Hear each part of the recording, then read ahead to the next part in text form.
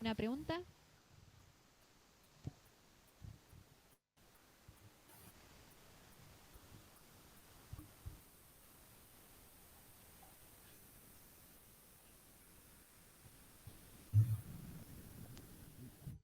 Les agradecemos la ponencia y bueno, vamos a dar lugar a la siguiente ponencia, se llama Paisajes rioplatenses en los siglos XVII-XVIII, un abordaje arqueológico desde distintas vías de análisis. De Melissa Auge, Fernanda Daipilaría, Clara Paleo y Pablo Estampela.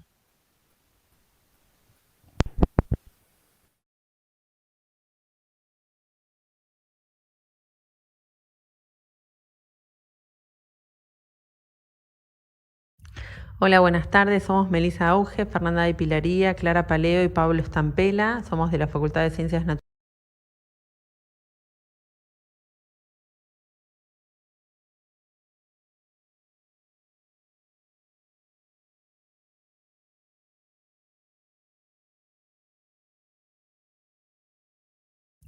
Hola, buenas tardes. Somos Melissa Auge, Fernanda de Pilaría, Clara Paleo y Pablo Estampela. Somos de la Facultad de Ciencias Naturales y Museo de la Universidad Nacional de La Plata y vamos a presentar el trabajo Paisajes rioplatenses en los siglos XVII y XVIII, un abordaje arqueológico desde distintos. Hola, buenas tardes. Somos Melissa Auge, Fernanda de Pilaría, Clara Paleo y Pablo Estampela. Somos de la Facultad de Ciencias Naturales y Museo de la Universidad Nacional de La Plata y vamos a presentar el trabajo Paisajes rioplatenses en los siglos XVII y XVIII, un abordaje arqueológico desde distintas vías de análisis. El propósito de esta contribución es indagar en la construcción de los paisajes rioplatenses en los siglos XVII y XVIII, correspondientes a los partidos bonaerenses de Punta Indio y Magdalena. Para ello focalizamos en el análisis.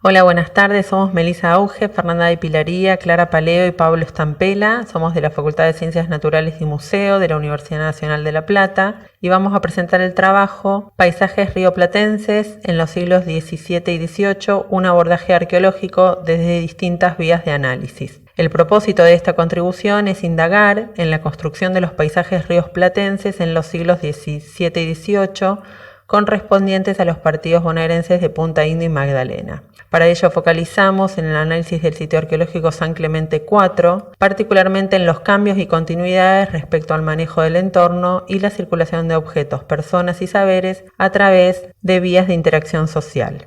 Por paisaje entendemos al espacio natural, cultural, que se conforma a partir de la interacción entre poblaciones humanas y una multiplicidad de seres y elementos del entorno a lo largo del tiempo. Es un espacio socialmente construido, un medio y a la vez producto de la acción humana en relación con otros componentes. Es además un espacio de significaciones, es vital en la reproducción de la vida social y es parte activa en las diferentes prácticas y relaciones sociales. Así, el paisaje se constituye como un espacio natural cultural atravesado por una historicidad.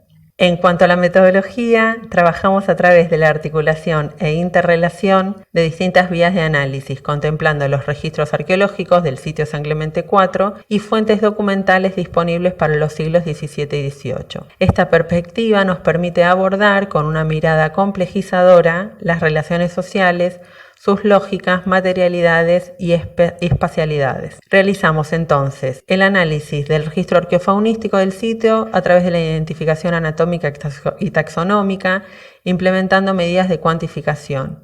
Evaluamos además las modificaciones naturales y antrópicas sobre las superficies óseas que observamos en lupa binocular. Realizamos el análisis de microrrestos vegetales recuperados de fragmentos cerámicos, priorizando aquellos con evidencias de uso. Indagamos en la identificación taxonómica y en las evidencias de procesamiento. Por último, relevamos y analizamos documentos escritos por naturalistas, religiosos y un geógrafo, contemplando la crítica textual y contextual de los mismos, focalizando en la descripción del paisaje y las especies que los componen. En cuanto a los antecedentes, este sitio arqueológico que se analiza comenzó a trabajarse durante la década del 90. Las primeras tareas de prospección y excavación se desarrollaron bajo la dirección de las licenciadas Mercedes Pérez Meroni y María Clara Paleo. Este sitio se encuentra en el partido bonaerense de Punta Indio, en el bosque nativo dominado por tala y coronillo, sobre el sistema de cordones conchiles costeros. Se encuentra a unos 7 metros sobre el nivel del mar y a una distancia de 1 kilómetro aproximadamente de la costa del Río de la Plata. La región se caracteriza por ser un punto de transición entre los distritos fitogeográficos Pampeano Oriental, perteneciente a la provincia pampeana, y del Tala, incluido en la provincia del Espinal. En el primero predomina el flechillar, mientras que el distrito de Tala se encuentra representado por el bosque nativo. San Clemente IV fue interpretado como un asentamiento indígena de momentos post-contacto hispano-indígena. Se asocia a poblaciones con una alta movilidad residencial y logística, dando como resultado asentamientos efímeros con una baja densidad de materiales arqueológicos. El registro arqueológico presenta características que lo distinguen respecto a otros prehispánicos rioplatenses.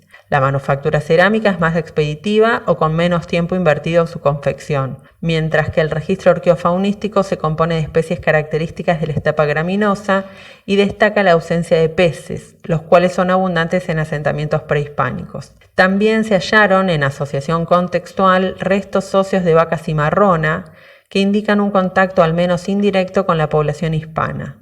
Por otro lado, el material lítico es escaso y se compone de cuarcitas de procedencia alóctona que evidencian el mantenimiento de redes de interacción con las sierras bonaerenses.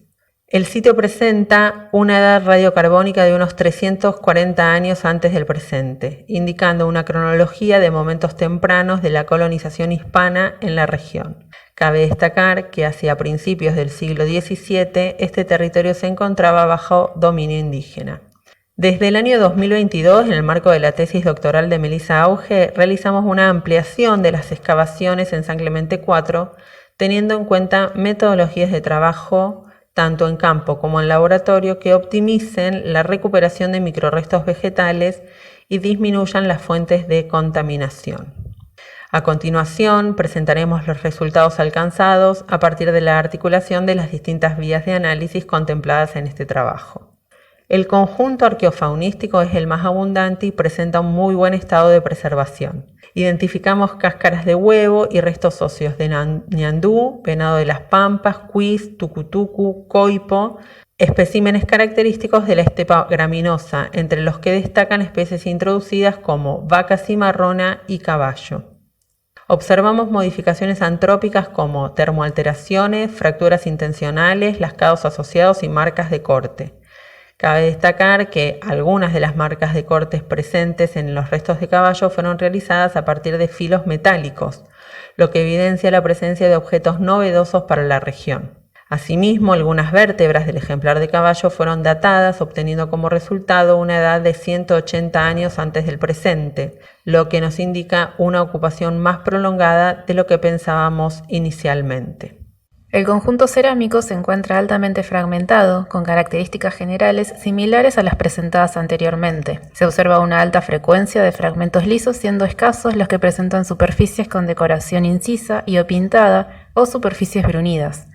Registramos mayoritariamente fragmentos de contenedores de procesamiento y o servicio y unos pocos correspondientes a instrumentos de transferencia. Entre los primeros, algunos presentan evidencias de uso a partir de costras adheridas a las superficies internas, así como tizne en el exterior. A partir de una selección de fragmentos cerámicos, procurando tener representación de la diversidad de formas y de costras adheridas a superficies internas, realizamos la recuperación y análisis de microrrestos vegetales. Observamos diversas estructuras botánicas como almidones, fitolitos, fibras, células pétreas, escasos tricomas y granos de polen. Células sueltas, abundantes fitolitos y fragmentos de tricomas en asociación con almidones rotos y con alteraciones en su estructura cristalina son contextos indicadores de actividades de molienda. Esto pudimos observarlo en contenedores de procesamiento y o servicio y en un instrumento de transferencia.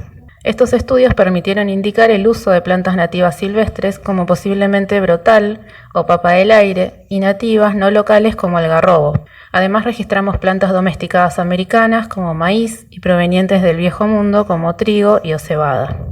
En cuanto al material lítico, este es escaso y se compone de instrumentos y desechos de talla de cuarcita y calcedonia.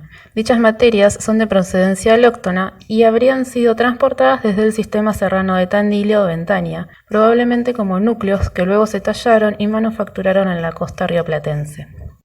El análisis de fuentes documentales correspondientes a los siglos XVII y XVIII permitió registrar, por un lado, aspectos de las relaciones entre la colonia y las poblaciones indígenas, y por otro lado, menciones de una gran cantidad de especies introducidas, tanto animales como vegetales.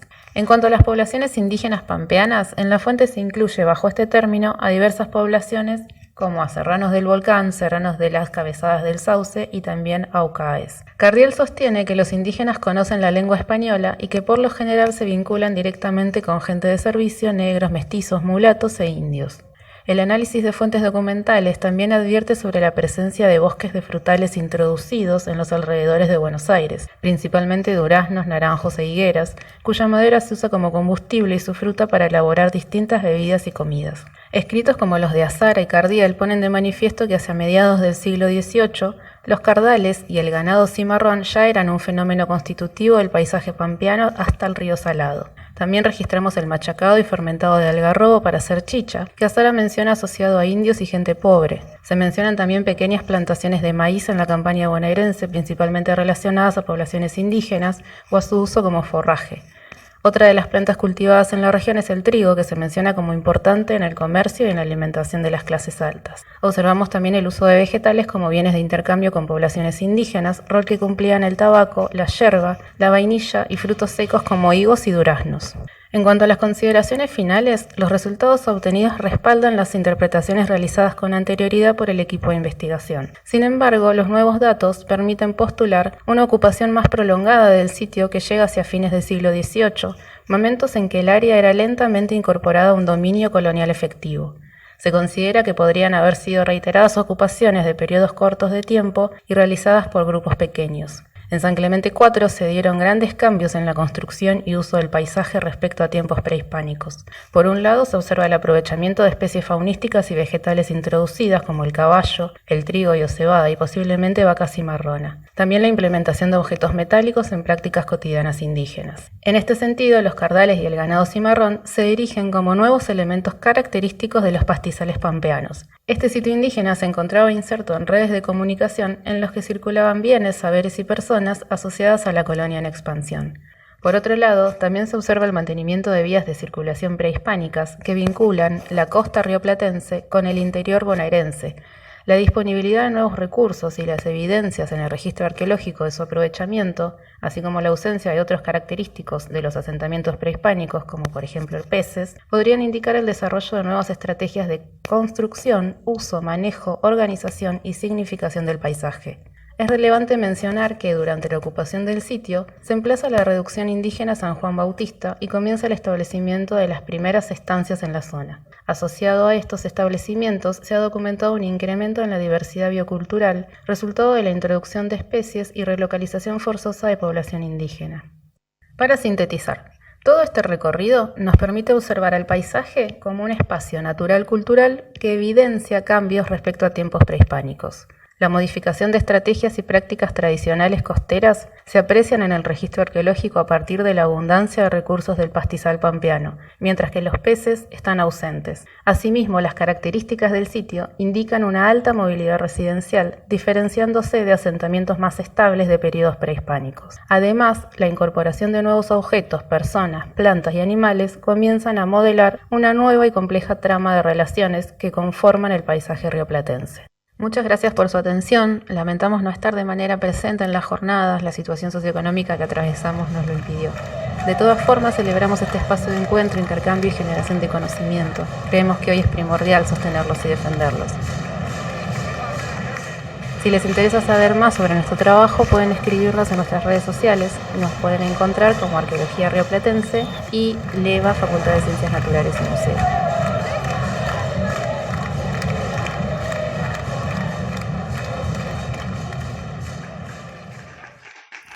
Hola, buenas tardes.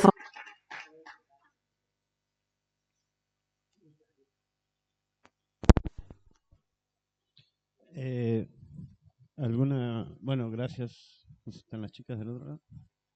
Gracias por la presentación y no sé si alguien tiene alguna pregunta,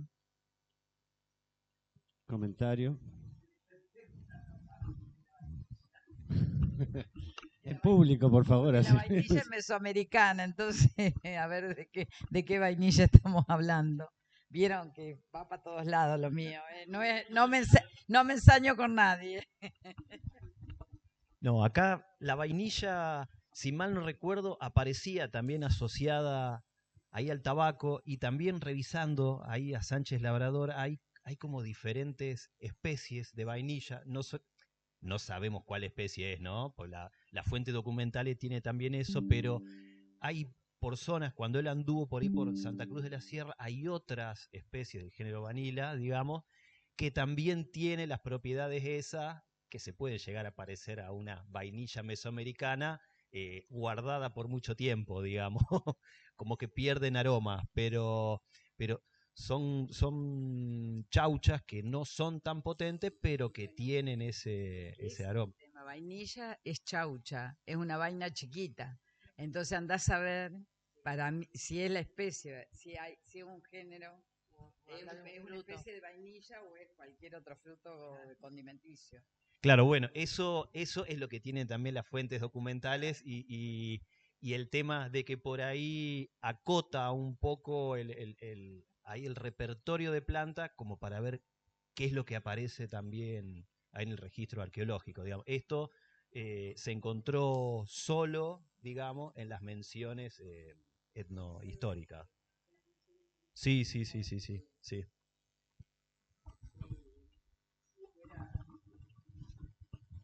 Sería, no sé en tártaro, no tengo ni idea, nunca trabajé, pero viste que las semillas de la vaina, encontrar sería, no sé, y encima en la provincia de Buenos Aires sería como un hallazgo impresionante. Sí, acá hay vainilla, hay una especie de vainilla argentina, se llamaba en algún momento, acá crecía, pero no se usa como condimento ahora y el tema de precisamente que vainilla venga del nombre, del tipo de fruto que tenía y la manera de utilizar diminutivos, ¿no?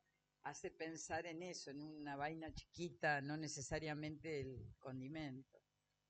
Porque además, ¿por qué me quedé pensando? Porque hay ajíes que le dicen ajíes en vaina, no solo sí, sí, por eso, pero no, se me iba para ese lado. Bueno. Yo tengo dos preguntas, una para Pablo y otra para Fer.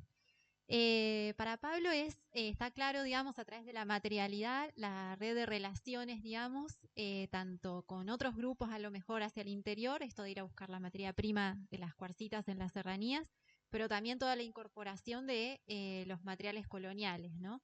Entonces, si vos viste en las fuentes, pudiste ver a través de alguna observación de los cronistas cuál era la percepción del nativo, digamos, de ese cambio de paisaje y de esa red de comercio en la cual se estaban insertando estos grupos. Sí, es una apreciación medio difícil porque por ahí en las fuentes documentales escritas por, digamos, personajes de la colonia, personajes, si se quiere, hegemónicos dentro de lo que era la colonia también, no eran borders, digamos, pero que además es una zona por la que si nos situamos ahí en el sitio ese, como que le pasaron medio por el costado todos, digamos. Era una zona, era hostil, los caminos no eran buenos, digamos, mencionaba la falta de agua en grandes periodos o la abundancia de agua en grandes periodos. Entonces como que pasaron medio asintóticamente por la zona. Azara pasó por ahí, se cree que por lo que es la actual Ruta 36, que fue circulando por ahí, así que un poco alejado del sitio. Otros cronistas jesuitas de los que tomamos una zona bonaerense sensulato, digamos. Estuvieron más en Buenos Aires, cuando llegaban en el barco, estuvieron en Buenos Aires, describieron los jardines, las calles, las quintas de los alrededores, pero es lo que nos pudimos valer de lo que había como para caracterizar la zona, pero la zona cercana al sitio pasaron prácticamente muy pocas personas. Después el que habló un poco más sobre eso, ahí es, como fue Hudson, pero bueno, ya era un inglés, digamos, con toda esta historia de hacer montes frutales, digamos, y de contar su propia historia también de lo que recordaba y para entretener a un público inglés. Así que ahí, digamos, contextualizando por ahí un poco la fuente, Hudson hablaba un poco más de él y de su sociedad y no tanto... Buscaba ver pájaros, entonces también tenía la visión dirigida a algo. Era un observador de... ¿Cómo? Ay, no era ornitólogo, era observador de pájaros, pero bueno. Sí, avistador de aves. Claro, pero grandes apreciaciones acerca de los pueblos, yo no recuerdo. A ver, sí, después de los jesuitas más arriba, ¿no? Cuando se iban más para el norte, ahí sí un poco más, pero de la zona, después estaban las misiones que se fundaron por ahí, que Cardiel cuenta un poco más, que llevaban como un germen guaranítico también para que les enseñaran a cultivar y llevaban semillas, un poco eso, pero no hay mucho más relacionado con eso. Sí, por ahí en Pampas más, ¿no? Gracias, Pablo. Y en relación con esa respuesta y a Fer, que en el registro se ve la ausencia de peces, yo como costera patagónica y también en asociación con las crónicas, Eduardo Moreno en su momento postuló un abandono de la costa en el momento de la llegada de los distintos colonizadores, o incluso también eran esporádicos porque bajaban a la costa a ver si había agua o había recursos. Entonces, sí puede ser que esté cambiando las estrategias de subsistencia y estén abandonando un poco los recursos costeros a partir también de esta cercanía con los colonizadores. Sí, lo estamos pensando un poco así por varias cosas. Una es el registro arqueofaunístico y esta ausencia de peces que es impresionante porque en los sitios prehispánicos, digamos, con otras antigüedades, los peces ocupan un 50% del registro. O sea, hay mucho, la preservación es buenísima, la conservación de distintas partes esqueletarias, o sea, no hay un problema de conservación, no hay un problema tafonómico. Entonces, las causas podían deberse más a estas cuestiones de decisiones y de cómo pensar el paisaje y cómo servirse ¿no? de lo que el entorno ofrece. Y otra cosa interesante para pensar esto que decís, Loli, es otra de las líneas que tenemos de investigación en nuestro equipo, es más etnoarqueológica, trabajando con pescadores artesanales actuales. Nos hablan un poco, hay una frase de una entrevista que es, vivimos que las poblaciones actuales, inclusive las costeras de Punta del Indio, la del balneario, dice, vivimos de espaldas al río. O sea, él estaba hablando de que no consumían pescado, que era muy difícil la venta, bueno, hablaba del turismo, pero esta idea de estar mirando a la pampa, o estar mirando los pastizales, o estar, nos resonó un montón desde las poblaciones actuales para pensar también en el registro de este sitio, ¿no? De contacto. Y otra cosa interesante para pensar es que puede tener que ver también con con el instrumental, digamos, ¿no? Que se necesita para las estrategias de adquisición o de obtención de los recursos de peces. Algunos de hay de todo, en especies y en tamaños, en pesos, en tallas, pero una característica importante del registro ictioarqueológico prehispánico es que son peces de tamaños muy importantes. Hay corvinas negras, por ejemplo, y algunas rubias de 30, 40 kilos. Entonces también hay que tener toda una estrategia de obtención y de aprovechamiento de ese animal o de esos. Entonces es pensar todo esto que contábamos un poco en la presentación. el tiempo de ocupación de ese sitio, si tenían o no el instrumental, si estaban relacionándose de qué manera con otras poblaciones, o sea, si estaban de espaldas al río y a otros, hay un montón de otros cursos menores de agua circundando la zona. De hecho, el sitio está a la vera de un arroyo chiquito, pero bueno, vinculado al agua, y sin embargo no es, la presencia del agua o de los recursos que ofrece el agua no está, ni en las campañas ni en el registro recuperado en las campañas del 90, ni en las de ahora. Así que puede tener que ver esto que también señalas que pasa en otros sitios. Está bueno, está interesante. Hay un cambio ahí. Sí, un cambio súper notorio. Con los peces es súper notorio. ¿Alguna pregunta?